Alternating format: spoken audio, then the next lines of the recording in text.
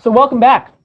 Hopefully by now you've gone through Module 1, Melinda's tour through the fundamentals of the new regulations, and Module 2, where Amy talked about formal complaints, investigations, and procedures, grievance procedures. And right now I'm really going to summarize what they've been talking about from a higher level, talking about what the regulations are requiring of people to have in their policy and their training obligations. First, the regulations require you to designate a Title IX coordinator. As Melinda talked about in Module 1, there's not you can't decide what you're going to call that person anymore. You can't have your creative names for your Title IX coordinator. They're saying that you must call the person who's responsible for ensuring that the institution complies with the Title IX process has to be a Title IX coordinator or coordinators. So we've had some talk about this right up front, about whether or not that responsibility can be shared by more than one person. Regulations make it fairly clear that you can have more than one Title IX coordinator. But when you're doing that, you may want to think about whether or not your Title IX coordinator, your person who is in charge of the entire process, is the one who holds that designation, and whether or not you want to have some of the other people who may be helping within the process have some sort of other sort of title. And the reason I'm saying that is because there's plenty of places within the regulations that place specific responsibilities on the person who has the title of Title IX coordinator. So you want to be very intentional about who holds that particular position. Now, since we've really gotten up to speed on the Title IX compliance in this area for over the last number of years, people have been very intentional about how they're staffing this area.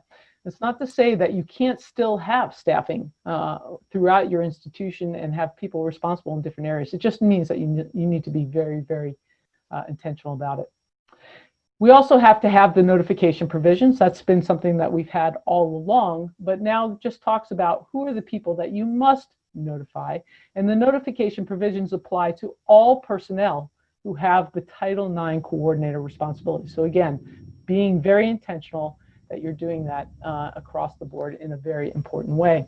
Now, you've heard from Melinda and you've heard from Amy about what constitutes a report. So I've just put that little reminder in the box on this slide that any person may report sex discrimination, including sexual harassment, to the Title IX coordinator at any time, day or night, in person, by mail, by email, by phone, or by any other means that results in notice. Right? So whether or not the person reporting is the person alleged to be the victim of conduct that could constitute sexual discrimination or sexual harassment. Just a good reminder of the kinds of things that you want to have in your policy to be thinking about. Now, Melinda, Amy, and I had a discussion the other day, and one of the things that we were talking about was there's a lot of discussion throughout the regs and the preamble about policy versus grievance process versus grievance procedures. And I know that we've been talking about this for years. What is the policy? What is the grievance process? What are the grievance procedures? And you even heard Amy talking about in her module that she was going to refer to things one way versus another way. And as you see, as we go through in the slides, you'll see different references to process versus procedures. And I'm going to throw this out to Amy and Melinda in a second to talk about their take on it. Here's my take. If it says in the regulations or in the preamble that you need to have this in your policy, your grievance process, or your grievance procedures, make sure it shows up in your policy one way or another. And you're thinking about your holistic, somewhere that it's in writing, somewhere you've memorialized what you're doing with the requirements that are set forth. But let me throw this out to Melinda and Amy. Do you have anything to say about this? I totally agree with you. And I think it's makes me smile in the sense that I remember spending a lot of time thinking that through when I was working on implementing the VAWA amendments to Clary. It would talk about this or that. And I think you need to have a policy, and someplace you need to have your policies listed so people can find them. And you want to push these things all in there so that there's someplace that somebody can find what you're doing, because the most important thing is that transparency, So if it's 1 click or 2 click, probably shouldn't be more than that, but you should be able to find them. That's absolutely true. And the only other thing I'll throw in here, just based on what Janet has on the slide, is I don't know how relevant the distinction between policy and process is in the big picture, but there will be times when that distinction may become relevant, particularly if you have cases that are spanning, they're already underway, you're already well into the investigation, and now August 14th is going to come and you're trying to figure out which procedures to use.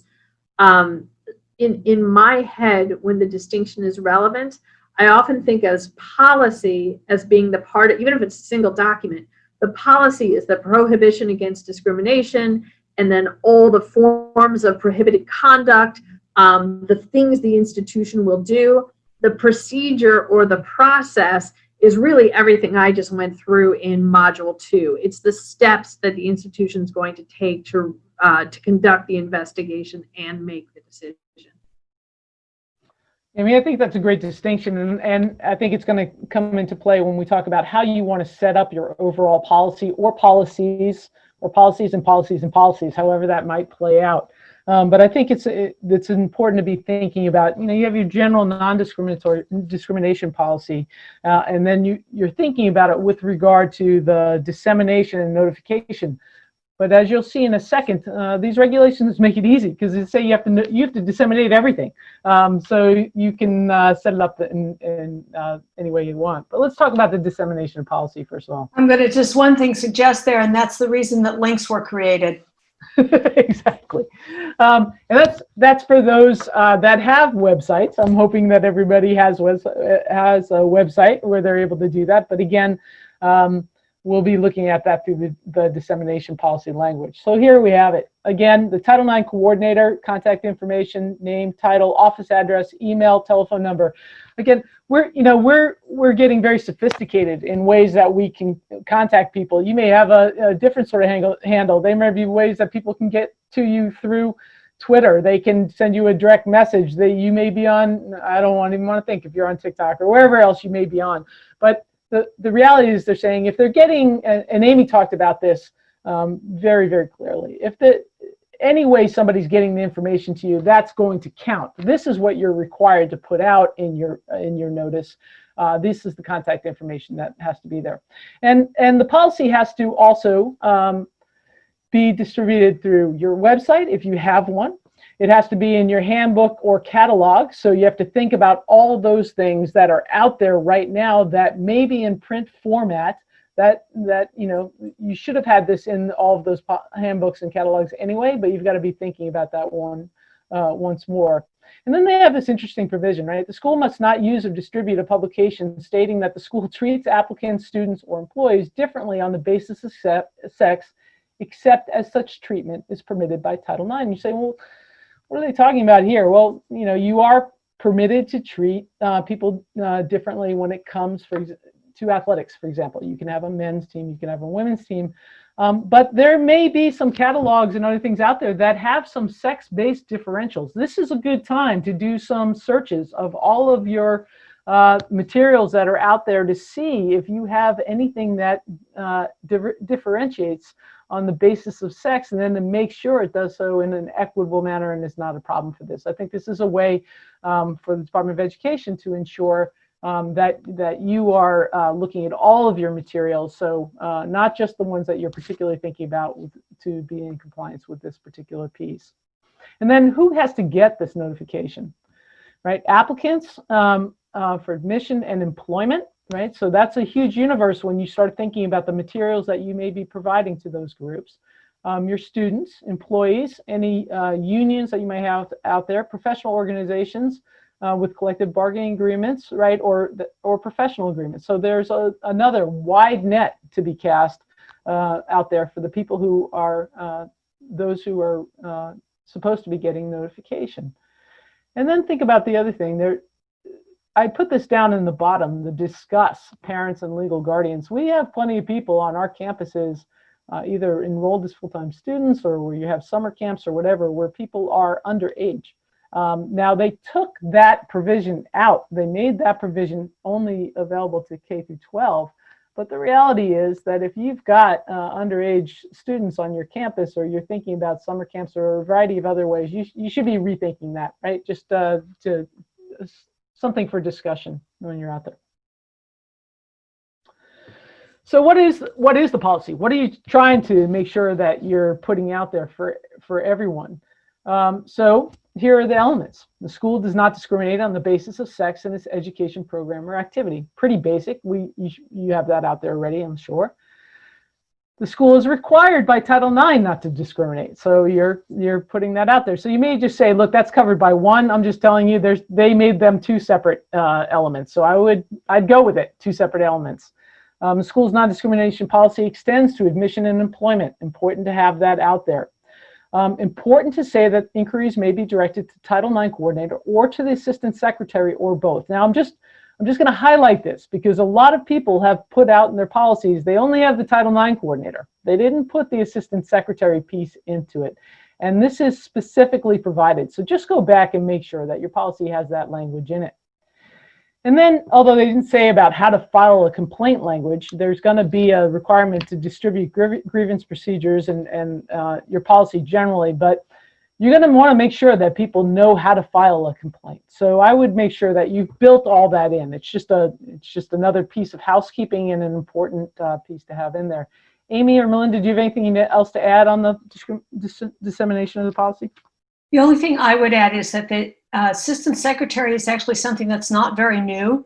And I saw not so long ago a requirement in a resolution agreement that the institution add that because they hadn't added it. And I think over the years, many of us have sort of, we have the non-discrimination notice and have how to get in touch with the Title IX coordinator, but had dropped that off because these are getting longer and longer. Put it back in, get it there. It's easy to do, and you won't get that in your resolution agreement then. Right, and as we heard earlier, when Melinda was saying, how many clicks does it take you to get to wherever you need to go?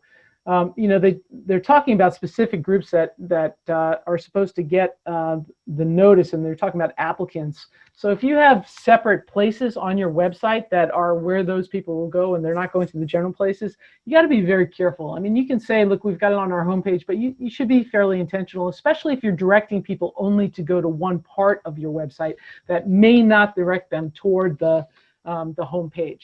I mean, they say website generally. I just think you need to be intentional about that. So here's grievance procedures here, and I just want to point out, right? We adopt and publish, and you see grievance procedures underlined on the top, and then a grievance process underneath. I just want to show. I'm not even sure that they're all together and figuring out how we're doing, what one is and what the other. It's just sort of a collection. So don't get hung up on whether it's a grievance procedure or grievance process, although I'm totally with Amy about you may have a policy and then a hard stop, as she talked about, and then thinking about where you're going from there. And we'll talk about that a little bit more in a minute. So grievance procedures, right? You have to have grievance procedures that provide for the prompt and equitable resolution of student and employee complaints, right? You heard about that at length from Melinda, and she is right on the money on that. She gives great advice to you, and I advise you to go back and listen to her again if you're having any question about how that plays out under Title IX, alleging any action prohibited under Title IX. And then a grievance process that complies with 106.45 of the regulations. And that's what you're going to want to take out and go through line by line by line to make sure that your policy, procedures, grievance process has everything that is necessary that's set forth in that, right? And also to make sure that they're talking about from your formal complaint onward. That's after the policy piece that Amy was talking about with a hard stop. And again, the notice provision. It's similar to the notice provision for your policy. So this is where if you have your policies and procedures all in one place, you're just making sure that you're providing those equitably. And this is where Melinda's link guidance is an appropriate guidance, because your policy may be something that you can put forth in full on a web page, but your grievance procedures certainly are not, and there may be a whole variety of different grievance procedures that may be out there. So you're looking for easy links. The other thing is make sure those links work. right? And make sure they're going where you're expecting them to go. And then think about the links that you've got that may no longer be ones you want people to use. So it's a good time to get your IT folks together and start thinking about your old links and making sure that nobody has any ability to say, oh, this is the process that your link sent me to, rather than your current and updated process. All right, so here's the one. Here we are. This is the place where I think many of you have been spending a lot of time and will continue to spend time. I think we saw a real evolution after the 2011 Dear Colleague letter on what people thought was the policy format and framework right when it came out, and as it evolved, and then as it evolved on your own campus, right? What worked for you may not work for another campus. What works with your personnel may not work for another campus with their personnel. So you're trying to figure out all those different things. So what am I actually getting at? I'm talking about, what do you want to have for your overall policy? And here I am including all three of those elements: policy, right, grievance procedures, and grievance process. So some people are thinking about, what don't we do an all-in-one policy, right? For all of our protected classifications, we are going to treat everyone the same. We're going to make it easy. So in any way that you come into the process, any of our non-discrimination policy, protected classifications, they're all going to get the same process. We're going to make sure that all those things that you just heard about in Module 2, where Amy just was fantastic in putting that all together, about cross-examination, all of the record keeping, all of the different things, are you going to give all of that out for anything that's coming up under your non-discrimination policy? That's something people are considering, right? Other people are saying, well, no, I'm happy doing an all-in-one policy language. Everything that we're saying that, we do not discriminate on the basis of X, Y, Z, right? But then we're going to have some different grievance procedures, decision trees under that. So we have it all in one policy, but we've got if, then, but. So you have a lot of different legs.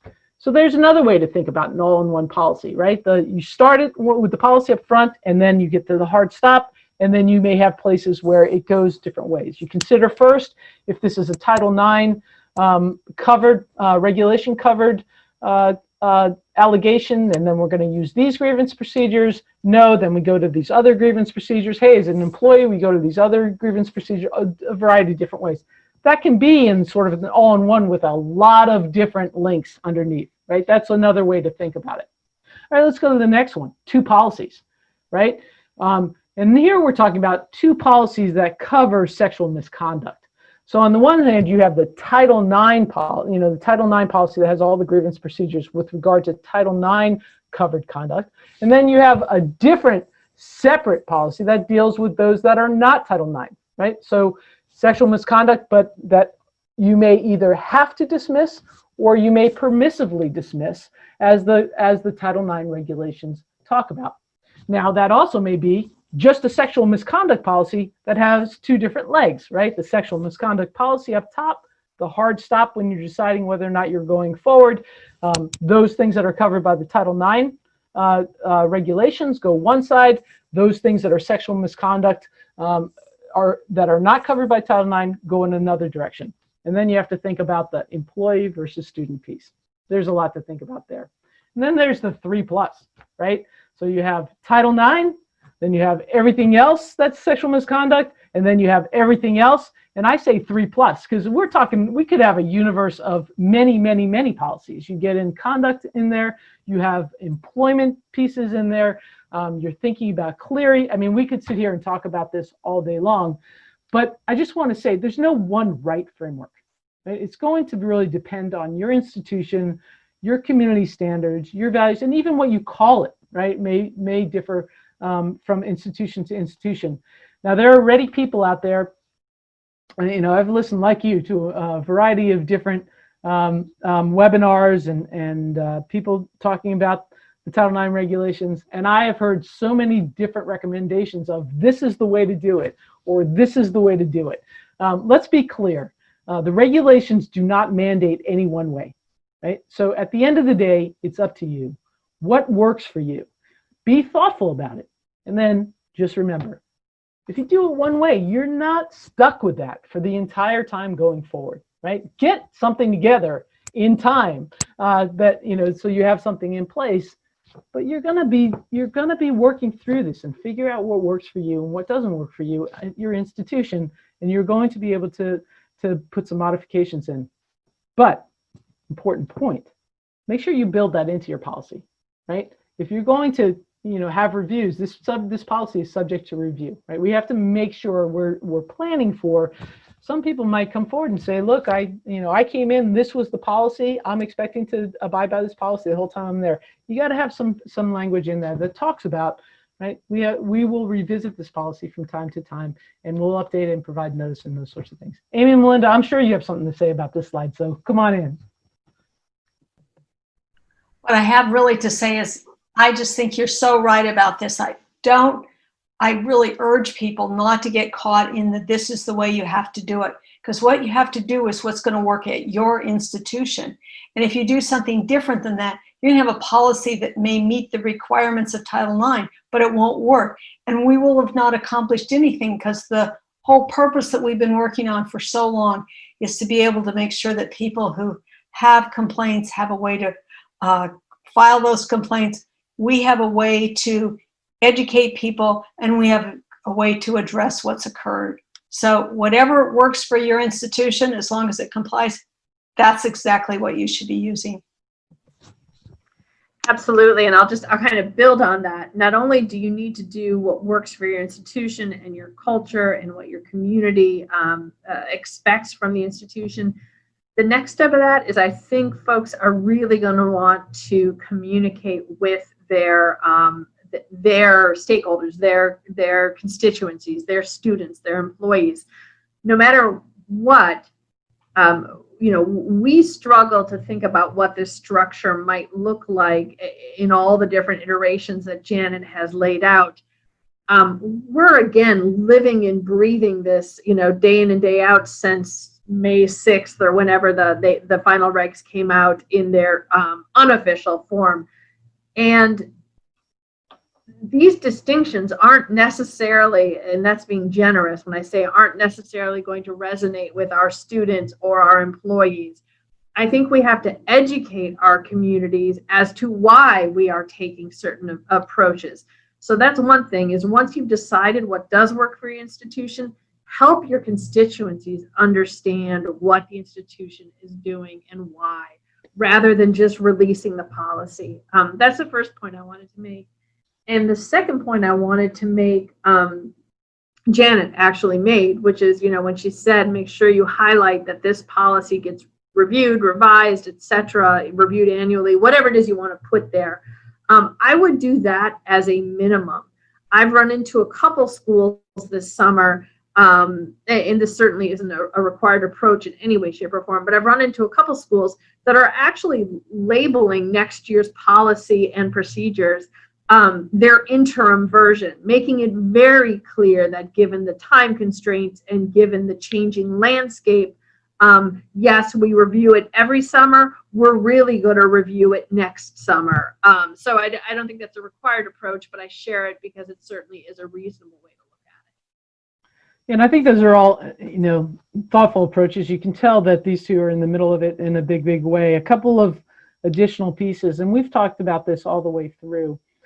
This is the time to, make sure that your relationship with your general counsel, your HR folks, your conduct folks, Title IX, across the board, this is a time to really focus on kumbaya, culture, team building, and everything else. Anything you've got to do to get there, because you're going to need each other. And the only way that these policies are going to work is where there is effective teamwork and ability to address that. Also trying to figure out how your software systems come into play, shared responsibilities, who gets access, all those different things. That's beyond the regulations, but that's just practical realities for you that you're thinking about. The other thing is the hard stops. So Amy talked about that, I believe, in Module 2, but you're really going to have to define those places where you have some real decision points that may say you go one way or the other way with your policies or procedures. And so you have to make sure that you have those appropriately defined and that there's no question with regard to transparency about why you're going the way that you're going. So it's important to make sure that your framework, your policies and procedures are giving you the backup you need to be able to efficiently and effectively address the complaints that come in. Okay.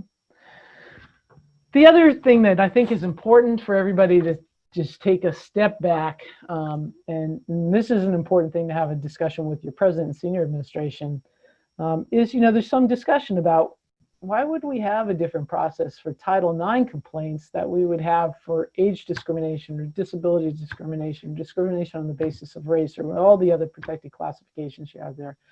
The one thing I do want to put forward is, the Department of Education dealt with this head on in the regulations, that they don't have to have the same processes for these different groups. Well, you're on campus. That's a little different, right? You have your constituency who may be asking those questions. So that's just another piece of it that you're thinking about as you go through. How are you going to manage your policies and procedures? And also, how are you going to message your policies and procedures? And Amy talked about that a little bit as well. It's very, very important to be thoughtful and intentional. We're all sitting and living in this, but how we message this is why we're going this way with our policies and procedures, is a pretty important thing to do.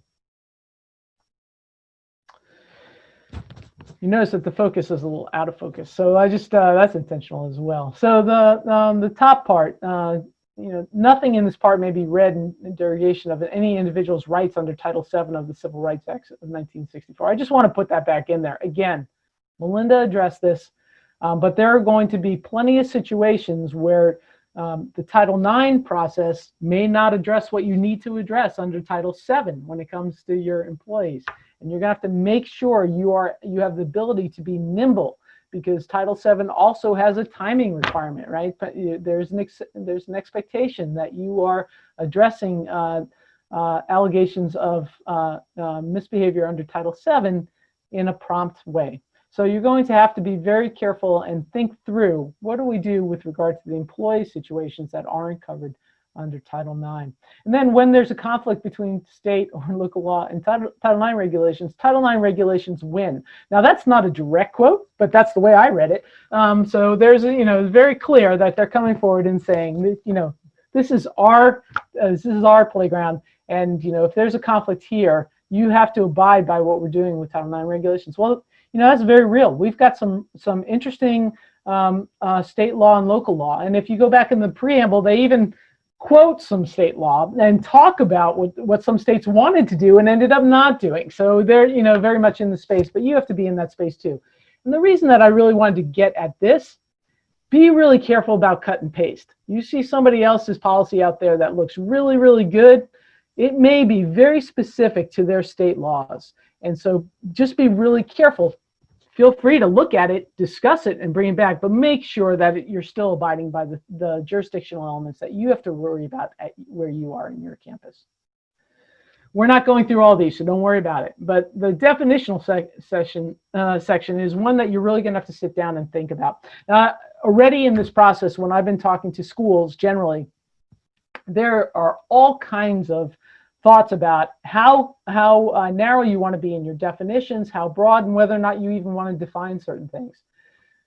I'm a definition kind of person. I like to know what we're talking about. And there's so much discussion in the preamble about making your policies and procedures transparent that I think it's difficult to not have all of, if you're going to rely on a term and not really define it, when it could be defined more than one way, that could create some problems. So I think there's, I've just put some examples of the things that I think are probably going to be things that people are thinking about putting in their definitional section. And as Amy talked about, when we had this discussion about policy, grievance procedures, and processes, the definitional section is usually up there before even the hard stop, right? You're getting through what all of your definitional sections are. So important to be thinking about all these different things. Now, the other thing is, under the, after we had the 2011 Dear Colleague letter, which is rescinded, the definitional section in some of these policies and procedures was very difficult to navigate. And so you want to make sure, one way I think about it is, maybe get a group of some focus groups together. Can they get through the process? Can they figure out what it is? Can they read this, and is it transparent? And are the definitions easily accessible? We get so caught up in the very, very particular elements of the definitions that sometimes at the end of the day they don't have any plain meaning that's accessible to your community. So pretty important to get that out there. Amy and Melinda, anything you've got to say about this?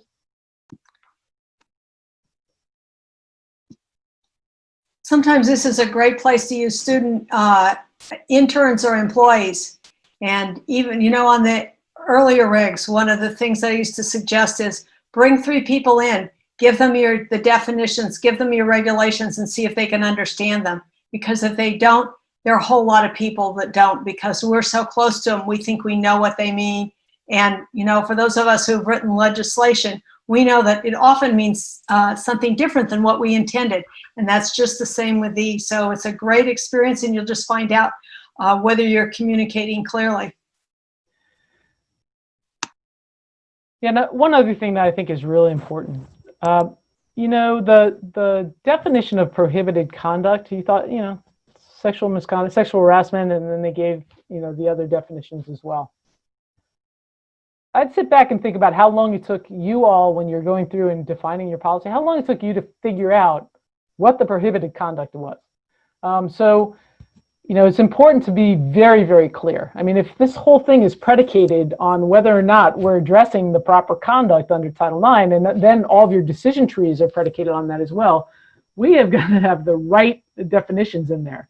And you also have to be tracking it, because if those definitions change somewhere else, your definitions have to change, because they're based on external definitions. So important to go through that and make sure that you've got the correct definition. I can't even tell you the back and forth that the 3 of us had, and I thought it was the 2 of us, but then I found out I was included in that discussion. But the back and forth that we had about this, and how important that was, and actually how lucky I am to have Amy and Melinda as colleagues, because it was a very thoughtful discussion. I'm sure you're having those discussions on your campus as well. The other thing is those AWAs, right? Those officials with authority. And it's really important to think about that. Are you going to be defining them by position? Are you going to start, how are you going to have those people defined? And then those other required reporters, permissive reporters, all those different kinds of things. You've got to be quite clear about that, and very intentional. And we had plenty of discussion about that in the other modules, so I don't need to be go through that again. But I also had somebody say the other day that they didn't really want to define relevancy. I think if you don't define relevancy, you're going to run into some real problems about what that may be, because you're giving your hearing officers some definition of relevancy, so we need to have a definition of relevancy. So I think, indirectly related, and, something can be directly related but not relevant, but it can't be relevant but not directly related. And how you have all those things set forth, be very intentional. And then again, in education program or activity, right? There's so many things that turn on whether or not the conduct occurred within an education program or activity, or whether or not, somebody's being removed from an education program or activity. So it's important to have all of these things pretty well defined.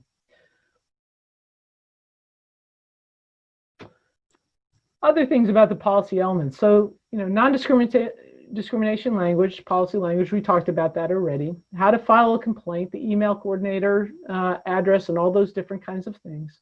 The response, right? So Melinda was very clear, and so was Amy, about what happens once something comes in. This is all, again, remember, before formal complaints, right? So this is when things are initially coming in. And hey, Title IX coordinator out there, very, very specific obligations placed on you with regard to response. And it goes to you, the kinds of things that you need to do.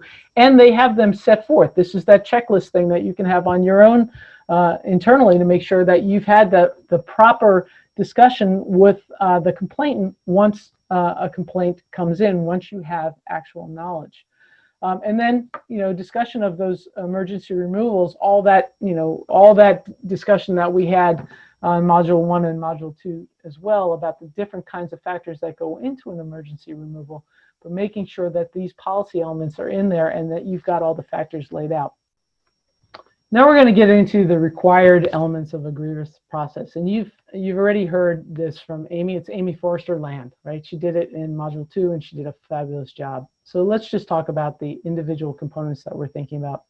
First of all, you're thinking about it always has to be equitable. I mean, that is throughout the preamble. That is throughout the regulations. You have to provide an equity of rights for your complainants and respondents, and you have to be very intentional about that. Once you have a formal complaint, and just a reminder again, formal complaints are ones that are either signed by the complainant, right? No longer can be somebody else complaining about behavior that they witnessed, but it's really the complainant has to sign the formal complaint, or it is a complaint that is signed by the Title IX coordinator. Again, thinking about the actual signature, it can be an electronic signature, it can be a whole variety of different signatures, but it means that you've got a formal complaint going forward. Once you have that formal complaint, then you're thinking about those jurisdictional issues that Melinda walked you through early on. Right? She's thinking about, once we have the formal complaint, is this actually conduct that is prohibited under Title IX, under our Title IX policy? And then you have to go back and think about how have you set up those policies, right? How broadly, but you have to be thinking about, is it behavior that we're thinking about under Title IX and under the regulations? So you will make a decision at that point in time whether or not there's a dismissal of a formal complaint. There is a mandatory dismissal, you've heard all that language, and there's permissive dismissals. At that point in time, if you have decided to dismiss a formal complaint, now let's put a hard stop there. It may go somewhere else, but you've made the decision that you're going to dismiss it under that set of grievance procedures. You have to provide a written notice, right? So you have to give that out, and that written notice, that dismissal is subject to appeal, right? So you have to have all those procedures written in there, right? And then you have the option for other proceedings, and this is where you have to be very, very intentional about how you're writing your policies and procedures, right? So you have this, you may be, you have a mandatory drop or you have a permissive drop, but that doesn't mean it's done. You're thinking about, well, we then are going to address this, we may be addressing this behavior under another process of grievance procedures. And so you have to be very intentional in your policies and procedures for how that happens, right? And where those are going to go. You heard at length from Amy about consolidation of formal complaints, right? And then we're thinking about investigations of formal complaints. All those elements are put in there. You're thinking about emergency removals and all the necessary obligations that happen under there. And so you're going back to that provision and that discussion that you heard before from Melinda in Module 1, and you also heard from Amy about that. All the protections that are involved in that. In the emergency removal, it's important to be thinking about the fact that that's broader than you may have been dealing with to date. It's talking about emergency removal from any education program or activity. And so you're being very intentional about making sure that you're training on that well. We'll talk about training in a while, but that you have that language in your policy to talk about what emergency removals are, and then what are the rights that people have to, after the fact, challenge those removals, right? And what's the process that you're going to be using for that. The notice of allegations, Amy gave you a very good review of that, and there's a lot of stuff in that notice of allegations, and that's going to be a template probably that you have in there, but you're also going to want to build it into your policy, because you remember you're talking about in your notice you have to have the grievance process, right? The notice of allegations with sufficient notice and sufficient description for people to understand what those allegations are all about. That presumption of non-responsibility. And, Amy had a very good point there about, this is new, right? We didn't make any discussion about whether or not we are assuming anything at this point in time with regard to responsibility. And suddenly we're having this affirmative statement come out in a notice that's going to both parties about we are assuming non-responsibility, and that's going to have an impact. So important how you message that and be thoughtful about that. Advisor of choice language goes in there. Inspection and review evidence, and then any notation to your code of conduct about knowingly false statements. And that's important about how you make that discussion and make that disclosure, because that's going to have tie-in to non-retaliation complaints people may have in a later section, and we'll talk about that when we get to the retaliation section. You have to set the stage in the notice and make sure you're quite clear about how your policies and procedures play out. You can have a section about supportive measures. Now, when Melinda was talking about this, she gave a great overview of supportive measures. Important to think about, so prior to a formal complaint, right? So when you have the Title IX coordinators talking to the complainant, but there's not been a decision yet about whether or not anybody's signing a formal complaint, right? You just know that there's been a report of misconduct, and the Title IX coordinator is having interactive discussion with the complainant. You can do that one side only because you don't have a respondent notice at that point in time. Here, you're after the formal complaint, right? So at this point in time, any supportive measures that you're thinking about, those have to be equitable. This is where you have supportive measures going to both the complainant and the respondent, or the complainants and the respondents, however that may play out. And then Amy had a very good discussion about that advisor and the decorum, and we're going to talk about that later in the live hearing piece. But I think you might be wanting to think about, when you're talking about advisor of choice, you may want to have those advisor guidelines that don't just apply in your live hearings, but those are advisors are with you every step of the process, right? So you're going to want to probably have some guidelines out there, and you can build them right into the notice provision. But how those guidelines play out is very important, because you're going to have people sitting in investigative interviews with complainants and with respondents. And they're going to be people who oftentimes are from outside your community, and you need to, and may not practice in this area, but are courtroom attorneys, right? And are used to a very different process. So important to be proactive and be thinking about what you're going to have with regard to your guidelines. I'm sure Amy has something to say about that, but I'm going to open it up to Amy and Melinda to see if they have anything to say.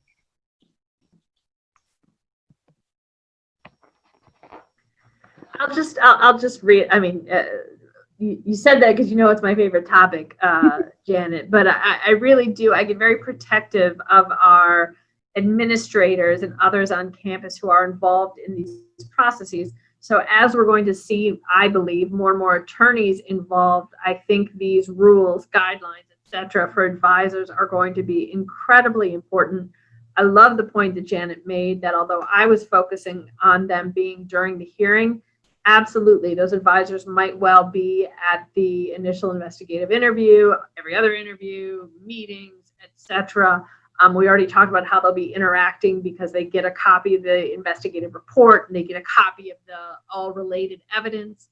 I think those guidelines throughout the process, as Janet noted, are going to be important. And I've even wondered myself, this goes one step further, but I've actually wondered whether just to reinforce them, we actually want to have them as a written document that both the party, because it's got to be the party, that's the person you've got kind of control over in some respects.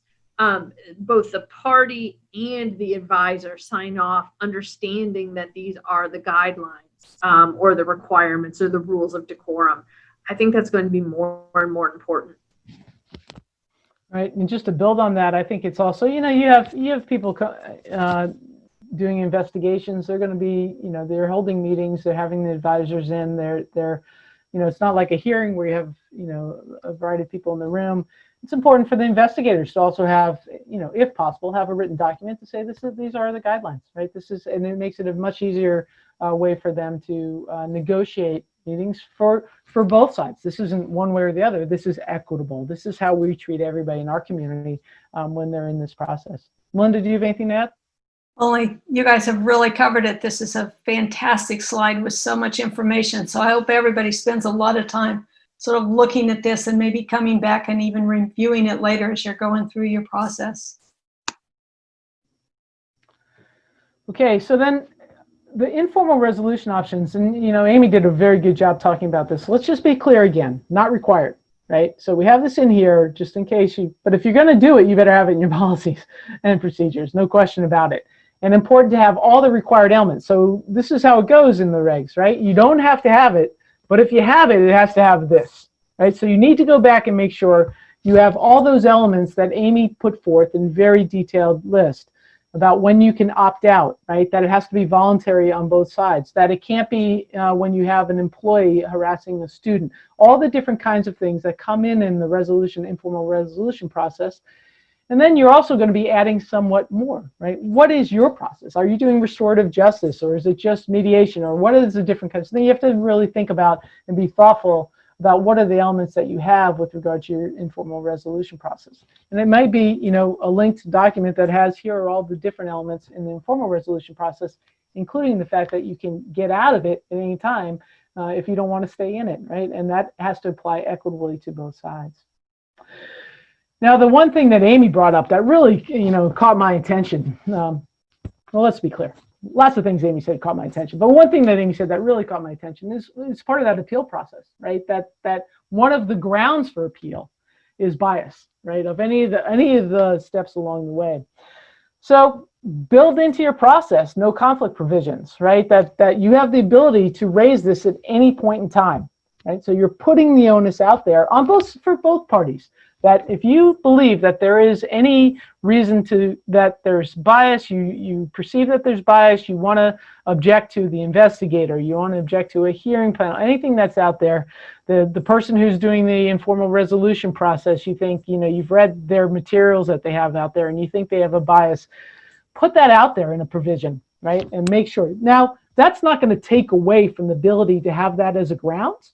But you've already said, look, this is part of the process as well, and hopefully people will raise those things proactively and not, find out after you've done all of this work at the end that this is the thing that that they're gonna point to as a reason why the decision should be overturned. Range of equitable supportive measures. Now we've got some examples right in the preamble, and Melinda talked about that, and you just want to think about now. We've had some good discussions among the three of us about list versus range, right? And it has to do with around a variety of different areas. It has to do with remedial measures, disciplinary measures, and other things. Do you want to list all the things and say this is a non-exclusive list, or is this the range of measures that are out there? That's just something for you to think about. Be very intentional about it, but make sure whatever you have out there covers what you've got going on, and you're not going to then go somewhere else, right? And it can be covered by saying includes but is not limited to. That's our favorite language of all time. Then we get to investigations. So really important to be talking about all the different things in investigations that they've put out in a very specific way in the regulations. You're talking about evidence. The evidence, the burden of proof, the evidentiary standard, all those things, they play out in the investigations and they play out in the hearings as well. It's just important that you have all of those elements out there. You're making sure your investigators are really well trained and will have that information back there, but you want to set forth your investigation information in a very, very intentional way. You talk about, again, you'll go back up to notice provisions that, people will be provided adequate notice before there's any meetings, all the different kinds of things that are in there, that advisors are in the room for any of the meetings during the investigation period, the fact that, what evidence, the directly related versus relevant evidence that the investigator is going to keep, however you decide to do it, but keep a log of all the different kinds of evidence that both parties are permitted to present what they want to present within reason. So important to have all of those elements put forward. Access to evidence, you had Amy talk about that, and access to the investigative report. Again, there are time frames built into that, the 10 days. The fact that you have to provide that not only to the respective parties, but also to their advisors, all of the different elements that you want to make sure that you have through. Also important, again, to one very important piece that the Department of Education, made a point of providing is that the burden is on the school, not on the parties, right, to bring forth the evidence. I would argue that's always been the case, but that's the case now. They make it very intentional and important for you to have that in there. And then the confidentiality provision, I should have an S at the end of that, because we're talking about, in that, I mean that as an all-encompassing term, to talk about things that are legally privileged, and also then the confidential, so medical records and a variety of other things. You have to be going through all of those particular issues that are out there. And then we also have the confidentiality provisions about whether or not you can share information throughout the course of the discussion. One thing to be thinking about, while they do talk about you cannot tell parties that they can't be sharing information, you say, well, we may be able to tie that just to the parties. But if you're at a public institution, you have free speech obligations out there. You have to be thinking about how that applies across the board. Amy or Melinda, do you have anything else to add here? The only thing that I would add is to underscore on the discussion of conflict that in order for someone to establish it, they need to be really clear that it would affect the outcome. because I think it's easy often for people to raise how there could be a conflict, but it's important to be able to tie it, and courts look, absolutely, to make sure that there's a tie to the outcome, and that's right in the regulations. So don't lose track of that when you're considering what people need to establish in order to show that there was a conflict. That must be that must be a really important topic, because that was, of everything Janet said, what I was about to comment on as well. So I will take the opportunity to reinforce it. I just think it's really important as you build out your policies. There are different steps. Maybe in the notice of allegations, maybe that's where the investigator gets identified, and then maybe in the the hearing notice, that's where the hearing adjudicator gets identified, and ditto on the appeal notice. And each one of those steps, like Janet said, I think it is wise to give the parties the opportunity to identify conflict or bias with the specificity that Melinda noted, so that the institution gets that bite at the apple to consider the concern and decide it one way or the other. So you'll need to make clear in the policy how long somebody has to raise the concern, who will make the decision as to whether the conflict exists. And again, this is all independent of the fact that they still might raise it again on appeal at the very end. But like Janet said, you've given the opportunity for them to do it all along, which hopefully strengthens your position at the end. Right, and let's go back one additional thought about evidence. And we're going to be talking about evidence for a long time as we, as schools implement these regulations. But they're very specific about inculpatory and exculpatory evidence, right? So it's very important that your investigator is up to speed on, and very detail oriented about all of the evidence that is coming in, whether or not they believe that's directly related or relevant. Even that you want to have a log of everything that you've been looking at and why you've considered it and why you've not considered it. You're just going to there are a lot of decision points where people are going to be able to challenge things one way or the other. And I think evidence is that there are plenty of places with regard to evidence, and the regulations have been pretty clear about what they're expecting. And so fine, take what they're expecting and make sure you build it into your policies and procedures in a way that you say, okay, I have the framework that I feel very confident that we're going to do things as are required. Hearings. I mean, I can't, how can I follow Amy Forrester when she talks about hearings? I mean, we've just got it, right, Melinda? I mean, the live hearings, she's taking you through, but I'm just going to highlight some of the things, but be very specific. You got to really set forth the hearing framework, because that is going to be a very important process, and you want to make sure you've crossed your T's and dotted your I's, both with regard to what you're doing and what your framework is around it. And you can have some nervous people who are involved in this, right? This is a lot of responsibility, and you've got, these are very emotional cases, and it's just important to make sure that you provide the groundwork possible to make it possible for people to do their jobs and reduce some of the stress and anxiety, and also care for your community members, your complainants and respondents. We've already heard, yes, I'm sorry, Melinda. I was just going to add in there, as I was thinking about that and thinking about how it can be really hard for the people in it who are involved, and especially the decision makers. It should also be clear that the decision maker's job is to find out what happened, and they can ask questions if they need to do it to determine, because the most important thing is for the truth, whatever the truth is with quotation marks around it, to be determined. So we don't want to inhibit the decision maker or decision makers from asking questions or doing what they need to do to find out what occurred. Absolutely. And I think, Melinda, you peppered in a number of comments when Amy was going through the hearing process about the role of advisors and the role of complainants and respondents with regards to direct questions, cross-exams, openings, and closings that I think are incredibly important to be built into your process. Right? Make sure people understand these sorts of things and how anybody could ask these questions, but only advisors get to ask these questions. So all of those kinds of things. So you're putting that all through. You have the framework out there that there's no argument for people to disrupt the process because it's already out there. Right? This is where we're laying the groundwork as we go forward.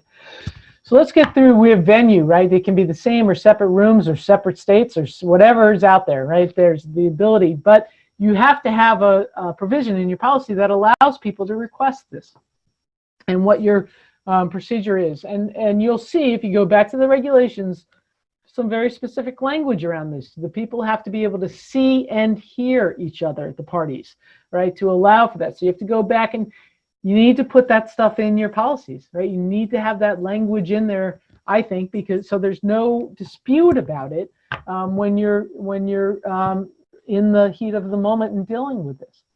Those decorum provisions, Amy talked about them. I'm all about decorum. What is your expectation? But I think, again, it doesn't just apply to hearings, how you're expecting people to behave, but it applies to the entire process. And I think it's important to build in some of those community standard provisions. You don't need to put them in that way, but you're talking about some of these standards that you expect of people as they go through this process. The access to evidence, we talked about that. So, the important piece, Amy brought this up again. So suppose you had this, in the investigation stage, you had this this discussion with a witness that was very, very important to your overall, process and to the credibility determination or to anything else that may be, or your ultimate findings, but then the witness is just not available at the hearing, may decide not to come to the hearing, may decide not to have anything to do with the hearing, all right, and then not subject to cross-examination. You have to figure out how you're going to deal with those provisions and how are you going to build that into your process. I think you have to build in the very basic, only that evidence that has been subject to cross-examination shall be considered by the hearing officer. So you have to build those things in and make sure you're very specific about those. The cross-examination guidelines, I think it's important to limit cross-examination to the extent permissible and still to be compliant with the regulations, but be thoughtful about that. Build in that pause, build in the things that we've been talking about with the relevancy determinations, and make it very clear at the get-go. And then you're going to have some discussion about expert witnesses and witnesses generally. That will be in your policies and procedures. And then recording. Now, just a reminder that Amy talked about audio recording, or there can be a written written documentation of what happened, or video recording. So all those kinds of things. But if you do it, you got to keep it, and you got to make sure that the recording is happening. So if you're saying you're video recording, just take a pause 3 minutes into the hearing and make sure that video is actually recording, because there's honest mistakes that we all make, but it looks awfully fishy and it doesn't ever play well if you come back after the fact and said, oh, we really meant to do that, but somehow it didn't play well. And also make sure that you're recording what needs to be recorded and you're not recording what doesn't need to be recorded. So if you're miking up your hearing officer and they decide to take a bathroom break, let's just make sure that we have everything appropriately designated. Okay, and then we get back to the determinations of responsibility and notice. And Amy did a great job again. There is a lot to unpack there about how those determinations and how they are written out happens, right? And there is a lot of room for people to challenge if you don't abide by all of the elements that the regulations require in the determinations of responsibility made by your decision makers. And again, this is going to be stuff that you're really going to have to train on, and you have to get through all of the different elements and making sure that they are familiar with that and they're able to, right, put the evidence to the elements to make sure that they have everything that's necessary. And then the notice and how that's out there. The determination of remedies, there's a whole provision for that and what you need to have in there, and your sanctions where they're appropriate, right? The remedies go to the complainant where you've had a determination of responsibility, and they can be the same or different than what were the supportive measures, right? Or they can have things that are in addition to supportive measures. What's important here with the remedies and sanctions is that there can be punitive elements in this place where there couldn't be when you had supportive measures earlier, right? And so you have a different section where you're talking about appropriate range of remedies and sanctions. And then all of the appeals language that you heard Amy talk about in Module 2. What are the grounds for appeals? Putting that all in there, knowing that there are basic elements for appeals, but you may also build in additional elements of appeal. But it's important that you have all that in there. In addition, who are the appeals made to? What are the timeframes? What are all the different things? We'll talk about timeframes in a minute. Okay, so now we get to, we have possible remedy and sanctions. I talked about that before. You want to build those elements into your policy so there's no big surprises. Now, it's pretty interesting where we see in this in the regulations, and this is another place to have some very transparent discussions. The regulations are very light on the sanctions piece, very big on the remedies piece. And I think what the Department of Education was trying to say is the focus is on the complainant, right? The focus is on the complainant's ability to equitably access education programs or activities. And so we're going to make sure, and remember that Amy put in that equal access provision, right? So it's not just that you get to get them, but you equally get to get them. That the remedy has to be a full remedy. But they're a little light on the sanction piece and on the discussions around sanctions, and also said very clearly, we're going to leave sanctions to the discretion of the higher education, the recipient of funds. So be thoughtful about what you're going to put as the range of sanctions. And then, that, of course, those will always at some point in time be subject to, hey, these were, you put this sort of sanction for this behavior and then this sort of sanction for this behavior, and whether or not your sanctions are being distributed disparately on the basis of some protected classification is something that you need to be thinking about. But in terms of your policy, you want to have your range. Then you have your non-retaliation policy, and just be clear, very specific language is associated with non-retaliation, right? And in particular, non-retaliation that may involve an allegation that somebody was intentionally providing material false information during the proceedings. So go back and look at that very closely and think about how you're building that provision of your policy and how you are going to actually address retaliation claims, right? What are the policies and procedures you're going to use to address retaliation? The confidentiality piece, again, they have made sure that in the regulations they talk about confidentiality, although it cannot abridge First Amendment rights. So, how does that play out, and what are you thinking about? Melinda and Amy had very good discussion around confidentiality, First Amendment issues in Module 1 and Module 2, and important to look back. Now, the reasonably prompt time frames, we really haven't talked about that a lot. And look, so thoughtful I am that I put a clock there just so you didn't miss it, right? So we made sure we talked about this.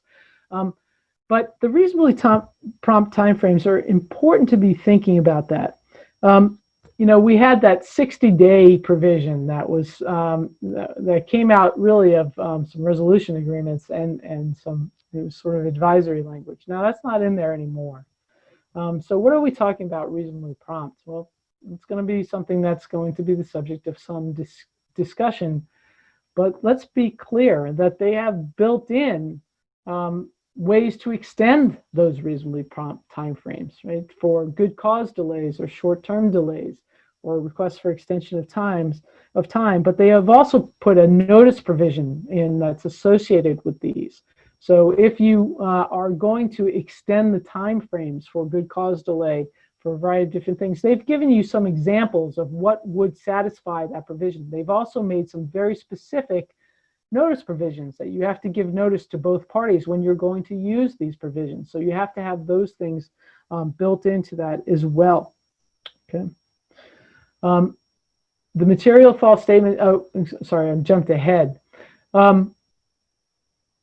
The record keeping piece, important, the 7-year piece that we talked about.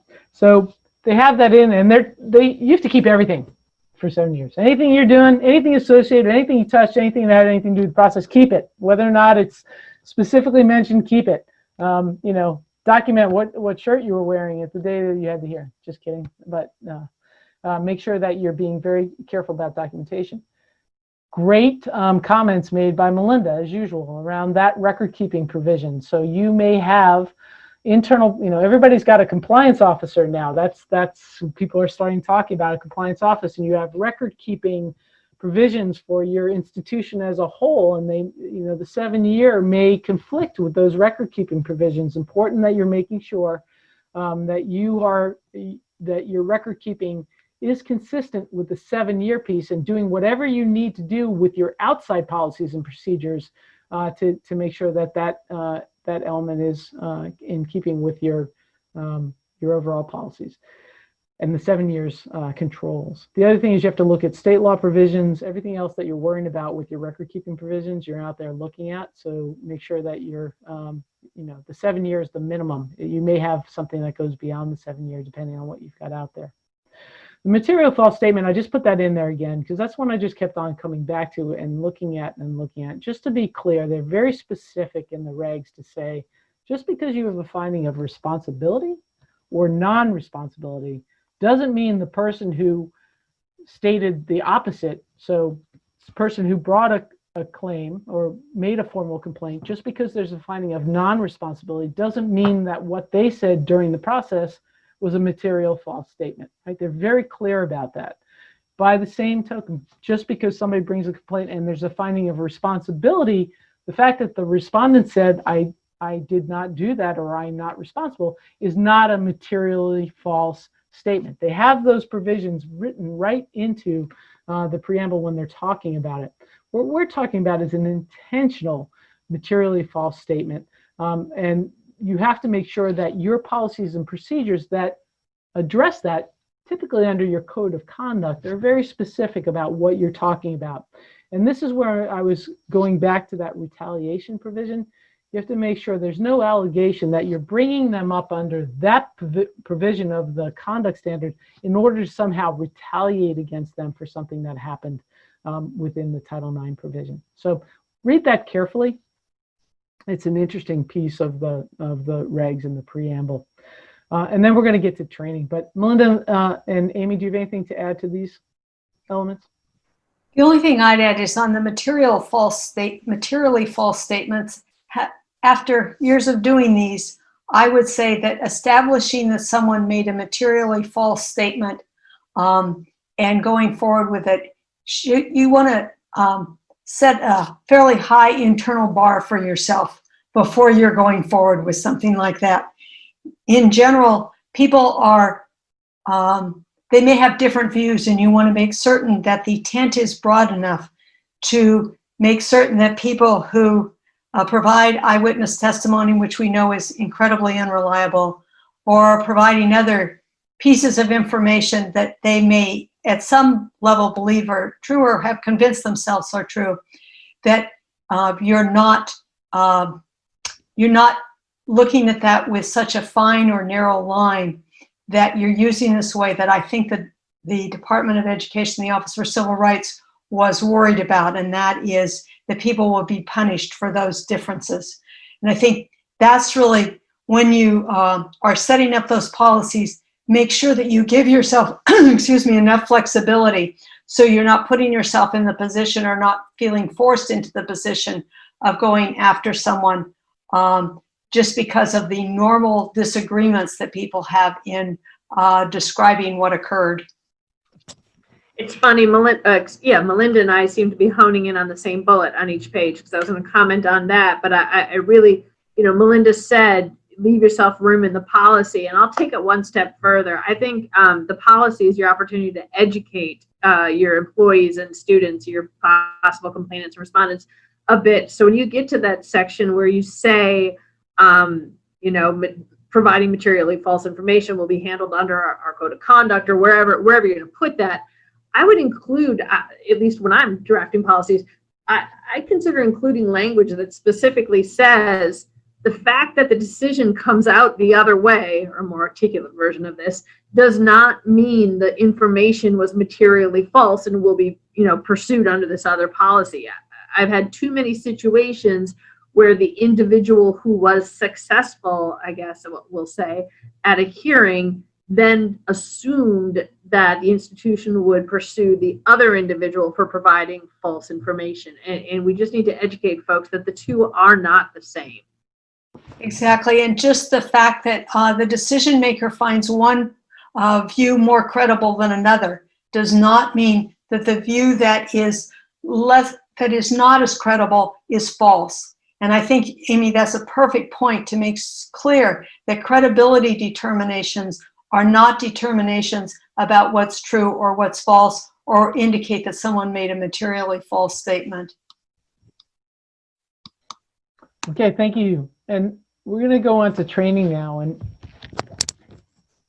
I'm just going to make the pitch. You've got to get your policies and procedures done. There's no question about that. And I know you're spending so much time on that, and you're thinking about it and thinking about it, but your training, we are taking a left turn. Like, you know, we have invested so much time and energy getting our community to responsible employees, you know, all of the elements that we've been having, that we've been training them on, and trying to get, you know, people to think a certain way about sexual misconduct cases, Title IX cases, and now it's just a very different process. So training is going to be really, really important, and getting this up and thinking about how you're doing it. Now, you know, we have had the requirement that the training be equitable, right? That there's no stereotypes, and we'll talk about that more specifically. But now more than ever, really going back and thinking about how are we talking, if we have hypotheticals, how are we talking about it? If we're bringing outside speakers in, you know, are we really vetting the sort of things that they're going to be talking about? We're going to talk, I'm going to say it here, I'm going to say it again, and I'm going to say it again. Your policy, your training materials have to be posted. They have to be transparent, right? They have to be equitable. At every step of the process, you're thinking, right? Is this something that I'm proud to put up? I mean, am I making sure that this is really meeting all of the obligations, and that I'm being very, very intentional and thinking about the fact that that I'm not including any stereotypes, any bias, any of these different things that I'm going to talk to you about in a second. The other thing is, you're going to think about how you're doing your training, right? Are you doing it through videotape? Are you doing it online? Are you using outside vendors? All those different kinds of things that you're thinking about. Again, we're talking about the posting requirements are going to apply to whatever you have, right? However you do the training. So your written materials, you have to post those. If you audio tape, you have the audio tape out there. If you're videotaping, you have the videotape out there. Some people ask questions right away. What if I use an outside vendor and, you know, it's copyrighted and I pay a lot of money for a license? And they say, we don't care. That stuff has to be posted too. So we've been very, very, very intentional, and you have to be very intentional too. Now I'm going to talk about the training requirements that are required under the regs, but you're going to want to go much further afield, because you're going to want to be training everybody. But we're going to talk about specifically the kinds of things that they've put forward here. We're talking about Title IX personnel. Right, so we're talking about Title IX coordinators, investigators, decision makers, and any person who facilitates an informal resolution process. They need to receive training on the definition of sexual harassment, right? So that's a pretty broad-based definition, and Melinda took you through all of that. The scope of the recipient's education program or activity, and that's to get at all those different things around mandatory dismissals and permissive dismissals, right? You're not getting into mandatory dismissal and permissive dismissal, but you're making sure they understand the jurisdictional issues that are involved in whether or not a complaint goes forward. How to conduct an investigation and grievance process, including hearings, appeals, informal resolution processes. So but look at that universe. That universe is quite small. Title IX coordinators, investigators, decision makers, and any person who facilitates an informal resolution process. That's not talking about your entire community who needs to know these things as well. And you're going to want to be rolling out training that goes to all of your students and your staff and your employees. And I can bring Melinda in. I'm going to try and rope Melinda in, because she's going to say, well, Cleary's going to require you to be doing training anyway. So that's, you know, you have all those obligations outside. Melinda, go ahead. Clearly requires you to be doing training anyway, so you have all those other obligations that you need to be doing training on. Did I get that one right? Right. That's Melinda Greer, folks. That's where we have all those additional obligations that you have. All right. So here's a couple of different things that we're talking about with the training, right? How to serve impartially. I mean, the language around training is very broad. And getting to make sure that you get everything that encompasses this is important, including by avoiding prejudgment of the facts at issue, conflicts of interest, and bias. But look down there, implicit bias training not required, right? So bias, but implicit bias training not required. So you're trying to get at bias, including sex, race, ethnicity, sexual orientation, gender identity, disability or immigration status, financial ability, or other characteristics. So they've got all this stuff in there. But they're saying you don't have to do implicit bias, but you have to make sure you cover bias. So you're going to have to figure out some way to address this. And there's a lot of bias training out there and readily available, folks. We are in, internal and implicit bias training land right now. And there are a lot of people who are very good facilitators in this area. I think that if you are going to really be serious about your training, you're going to have to do a serious run at the bias piece. And you're going to have to be really good about documenting that you have done effective training in this area. Bias has been a particular point of interest for the Department of Education, and it was something that was brought up in a variety of different ways. I recommend that everybody go back through the preamble and look at some of the statistics that were brought forward with regard to different protected classifications and what their experience and frequency level and all of the different documentation and research that has been done around experience in this area by LGBTQ plus folks, people of color, a variety of differences with regard to men versus women. But then you have to be very careful, right, about not making stereotypes within your training. So you have to have people who are putting these training materials together who are doing so thoughtfully, carefully, and making sure they're not stereotypical, but they're getting at this bias element. Not an easy thing, and important to go.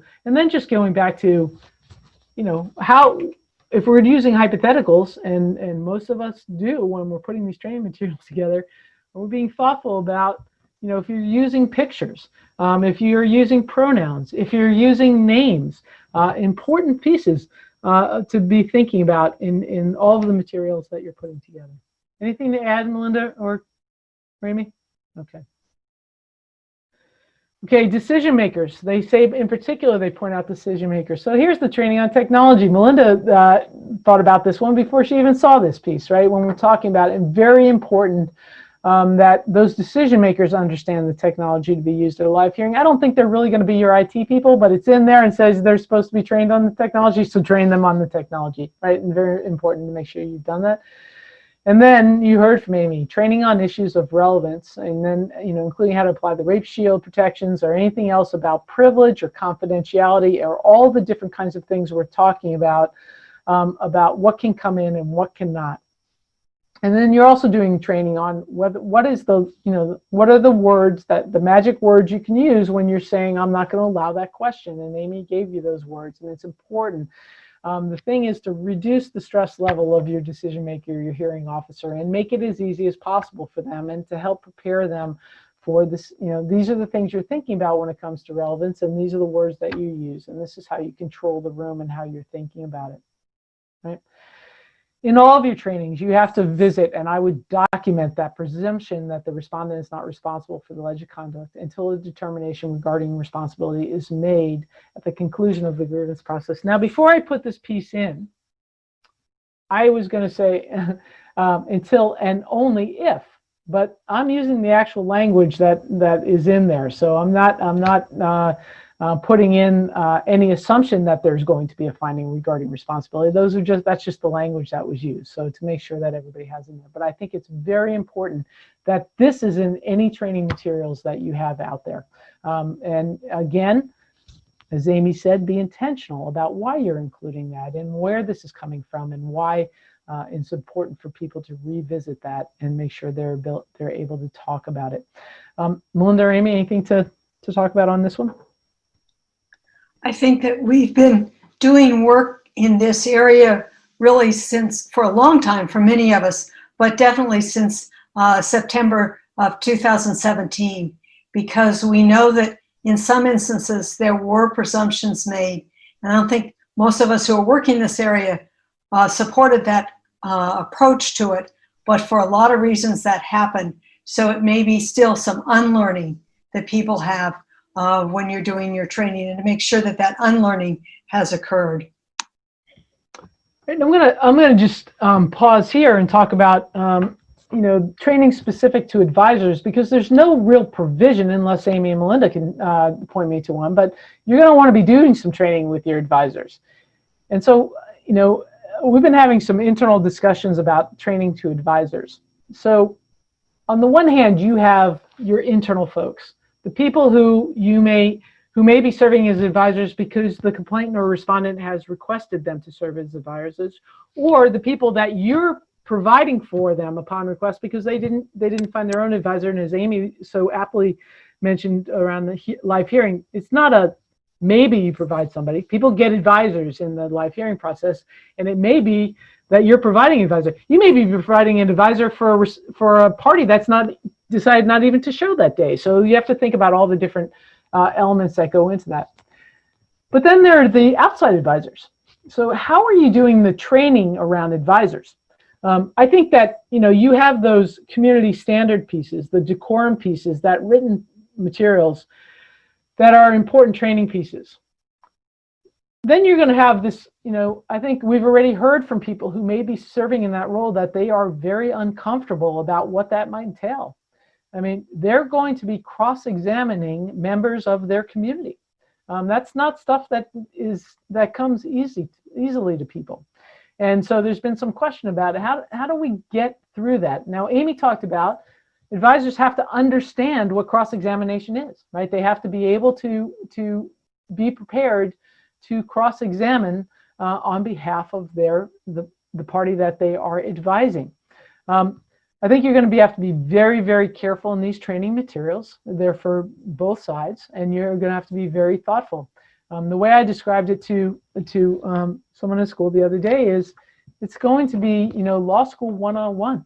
This is how you ask a direct question. Again, going back to Melinda, it doesn't have to be the advisor, but there will be situations where complainants and respondents will want their advisors to be the ones to ask the direct questions as well as the cross, and how they deal with the cross-examination questions.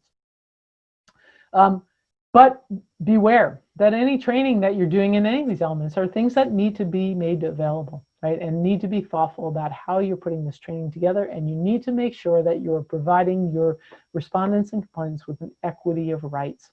So how you're doing that with your advisors is something that you have to be thoughtful about. Okay. Amy or Melinda, you want to talk a little bit more about advisor training, or are you good with what's going on there? Okay.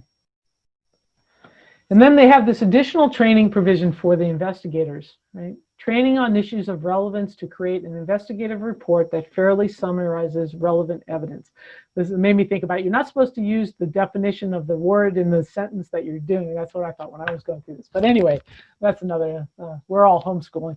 But anyway, so important to be thinking about, how you're defining relevance, right? And making sure everybody involved in this who has to touch the issue of relevance is clear on what the definition is and how it might be applied. And this is a place where practice, right? Thinking about what is relevant, why is it relevant, how does it tie back to what you're looking at something for. But again, training on issues of relevance to create an investigation report that fairly summarizes relevant evidence, both inculpatory and exculpatory, right? However you determine that information comes in, but important. And this is particularly out there. It's specifically out there as a training point. Amy and Melinda, anything else about that? Okay. All right. And I'm just, I'm a broken record here, and I apologize, but this is important stuff. You must not rely on sex stereotypes, and it's important. And, make your training as inclusive as possible, and think about that. Go back, put your stuff together, go back and look at it again. Does your training look like your campus, right? Do your elements have, are they diverse? Are you thinking about your people in a very thoughtful way? Is somebody going to go through training and think, that was about me too? Or are they going to go and look to a training and say, that doesn't really apply to me. Nobody in that training looked like me. None of the examples spoke to me. Nothing about this makes me feel like I'm part of this community. Be thoughtful about that. Must promote impartial investigations and adjudications. That's a very broad sweep, but you're just making sure that it's equitable, right? That you're making sure that you are letting your community know that we take this seriously and we're making sure that we're impartial. Must be maintained for 7 years. I love this little picture on the right because we think that looks like 6, but it's actually 7. You can count, trust me. Must be posted on your website if you have a website, or available to members of the public to inspect. And we're going to get a lot of questions about this. Make no mistake about it. And you may get some questions right when the regulations become effective. So you've got to get your training materials together, and you got to be confident in those training materials, because if there's any bias in those training materials, you're in trouble from the get-go. So, and we're trying to do this right. So make sure you spend some time in this area and make sure you're doing it right. And then I'm going to ask Melinda and Amy, I didn't tell them about it before, but I'm going to ask them to weigh in on this up-to-date training materials, right? So it talks about up-to-date training materials. Now, just don't forget, you have a 7-year retention requirement. So if you had some training materials that really were awful, and you use them and you put them, and then you have more up-to-date training materials, I'm not saying don't do the up-to-date training materials, do them, but just know those other materials are gonna still be out there. But I want to hear a little bit about what Amy and Melinda think about this up-to-date provision, if they have any insights on that. I'll jump in. And I'm not sure if this is where you're going, Janet, but it is a question I have and I've encountered is, so August 14th comes and these regulations are in effect and you've got your policy done and it's brilliant, but you don't have all of your training pulled together yet, and it's August 14th. I've had the question asked of me, well, we trained everybody last year, so does this require that we put those materials up until we have the next ones? Again, I want to be really clear that we're not giving advice here, but I can share with you my reaction to that. As I do my risk assessment, I would be quite disinclined to put any materials up that were prepared not under the new regulations. I think it's really important that we get our policies in place and we then get our training in place under the new regulations. That is the up-to-date material, and that's what we're putting up on our websites. But Melinda, what's your take on that? I think that's the case too. You may have other materials that aren't specific to these Title IX regulations that you want to have, and I'd be comfortable with those being up there so that you're doing training, just general training. But I think you have to be very cautious about anything that touches on these topics without it being what has been done since the current regulations were promulgated in May. And I think the other thing that I'd be alert to is having a person to speak on behalf of the institution to talk about the training materials, because even when you get them up, there are going to be people who challenge them. I cannot imagine there won't be people who challenge whatever it is, no matter how careful you are. And so you want to be sure that you have someone identified who is going to be the person who's going to speak to that. And you want to have a conversation internally about how you're going to respond to it. I think there'll be people trolling the web, looking for the materials, looking for places that they will be critical of your materials. And I don't want to be paranoid about it, but maybe I am paranoid, but it just seems to me that that's a place from other topics that I've been involved with being posted on the web.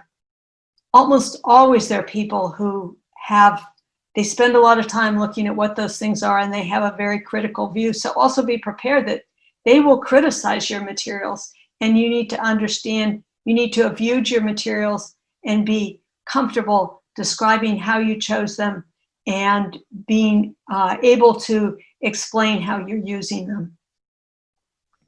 And I just want to go back and say, I gave you the high level of what the training is about. It talks about the definition of sexual harassment, the process, all those different kinds of things. Then I encourage you to go back and look at Module 1, Module 2, and Module 3 and make sure that you've covered all those different elements. For example, when we're talking about hearing officers, we're talking about, even in their findings, that you have to identify the allegation, describe all the procedural steps, your findings of fact, your conclusions with regard to the code of conduct or whatever your policy might say. Your rationale and appeal provision. I mean, they're all different elements. Those are all going to be components of your training. We're not going through all those different elements because you've already been through them with Melinda and with Amy, but just making sure that everything that you have out there in the training is going through all that stuff. And then, and in fact, if you have anything that you're doing in your policy, procedures, grievance processes, if you're doing something, you should be training on it. Now, the other thing that we talked about a very narrow group of employees that you're training on, and then you heard Melinda say, well, we got Cleary, and that's going to cover a whole bunch of other things. But you're thinking about your confidential employees again, right? You're going to want to be doing training there. Your AWAs, your officials with authority. And first you're going to have to figure out who they are in order to be able to train them. So you're going to have to be doing that. The people who are permissive reports, the people who have to get the permission of the complainant if they're going to report, all those kinds of things. Now that's going to be policy dependent. So anything that you put within your policy, right, you're going to have to make sure that you train on. And one other thing to be thinking about, we're talking about the regulations as minimums. They set the floor. These are the things that you have to worry about if you've got Title IX conduct alleged in any of the complaints. Now, when you're thinking about ceilings, that's more complicated. Now, you can have additional protections and additional processes, and they say that if they're going within this process, they have to be equitable and subject to the equitable component of it. But there are also times, and Melinda was very clear about, when you must dismiss, right? So that's where you can't just go anywhere you want up here. You can go through other processes or procedures, but you can't go anywhere you want. So just, again, you're thinking about, I have minimums. These are the minimums I have to do. This is the minimum I have to do with regard to my policy, my procedures, my training. We're giving you those minimums. You can go higher, but make sure you think about places you cannot just go wild, where you have maximums also built into the regs. And if you want to go somewhere else and address some of that behavior, make sure it's not going to be something that somebody's going to be able to come back and say, no, you had to address this under the regulations. Be very specific about your policies and procedures. So I'd like at this point in time to just really thank you all for taking the time to be with us. Always love spending time with Melinda and Amy, and I always love doing anything that I can do with NACUA, because NACUA is just the best. So thank you for taking the time to spend time with us, and appreciate you.